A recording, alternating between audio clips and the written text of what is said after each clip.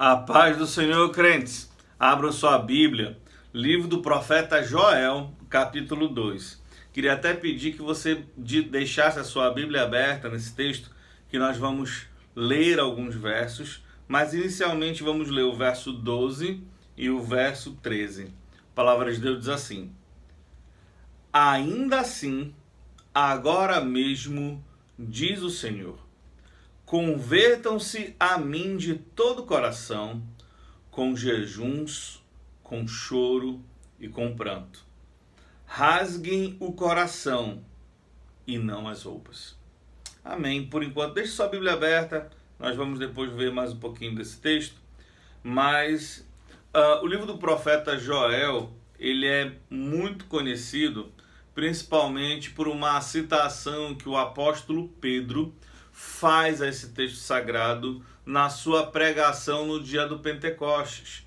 O apóstolo Pedro vai citar um texto de Joel, capítulo 2. Ele vai citar a partir do 28.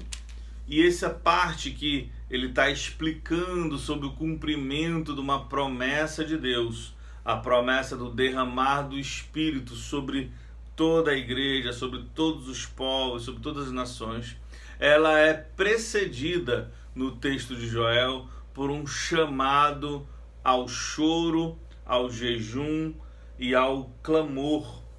E isso é importante a gente perceber. Nós vemos em dias que é cada dia mais necessário a gente buscar esse quebrantamento, essa humilhação diante da mão de Deus. Sabe, irmãos, a nossa igreja talvez, e aqui é uma crítica que eu faço a nós mesmos, talvez a gente tenha ficado muito acomodado, muito confortável, e talvez a gente tenha perdido um pouco um sentido daquilo que o Senhor quer fazer com a igreja em relação ao seu derramar do Espírito. A promessa do derramar do Espírito é uma promessa válida, é uma promessa real, é uma promessa que iniciou-se em Pentecostes, mas que permanece pela história da igreja. E a nossa igreja, a Assembleia de Deus, que é uma igreja pentecostal, é uma igreja que sabe que o poder de Deus é profundamente derramado na vida dos crentes. Talvez nesses últimos dias, nesses últimos anos, a gente tenha perdido o entendimento de que nós precisamos, para que o derramar do Espírito de Deus aconteça na nossa vida, é necessário que ele seja precedido por um clamor, por choro, por jejum. E o jejum não é apenas uma questão da privação pelo alimento, mas é uma privação pelo alimento que é originada de uma dor profunda do coração, irmãos. Jejum não é uma prática de uma dieta. Jejum não é para a gente emagrecer, jejum não é para nada disso. Jejum é uma expressão física e concreta da dor de um coração. Sabe quando tu está tão triste, tão atribulado que a comida não desce? É esse que é o sentimento do jejum. É quando a gente está tão angustiado, a gente está clamando por causas tão tremendas, que a gente se abstém do alimento para que a gente nem quer. A gente quer chorar aos pés do Senhor, clamar por socorro, pedir a Deus por socorro. Diz o Senhor Deus em Joel: convertam-se a mim de todo o coração. Todo coração é o ser humano por completo. É a essência do ser humano voltando-se para Deus em jejum, oração e pranto. Rasguem o coração e não as roupas. Significa dizer, aqui havia, na época, no povo judeu, havia o costume de quando se fazia o jejum, rasgava-se a veste, vestia-se de pano de saco. No entanto, o profeta, sendo usado por Deus, está falando: meu amigo, não é só para rasgar a veste, rasgue o coração. A nossa atitude não tem que ser uma atitude somente externa, mas ela é fundamentalmente uma atitude interna. A pergunta é: quem é que deve participar desse grande clamor?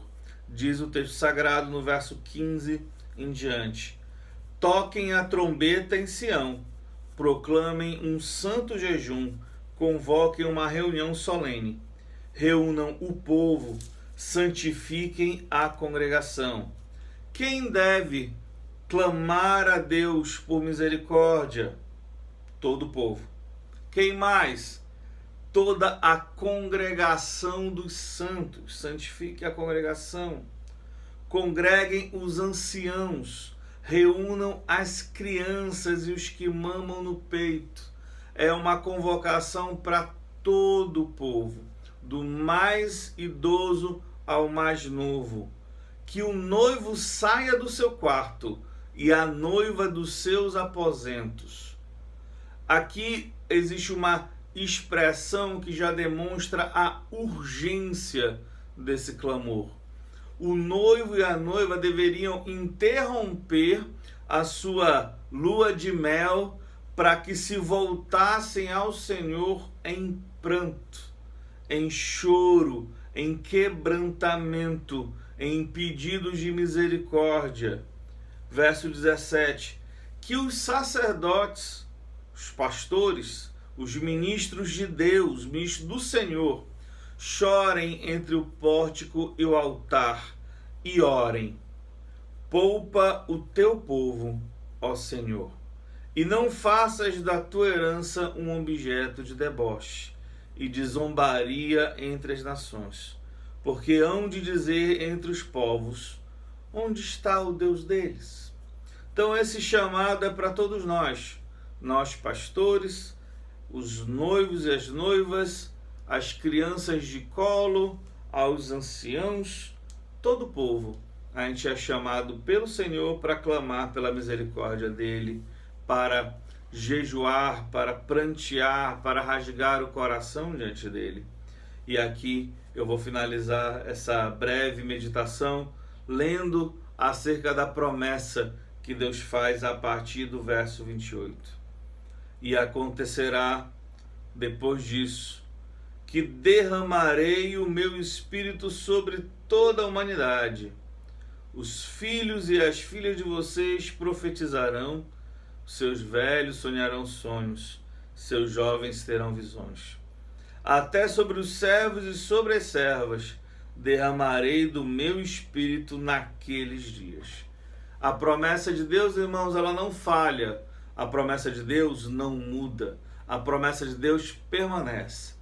Hoje é dia de nós clamarmos ao Senhor, prantearmos aos pés do Senhor, clamarmos para que Ele sare a nossa terra, para que Ele sare as nações.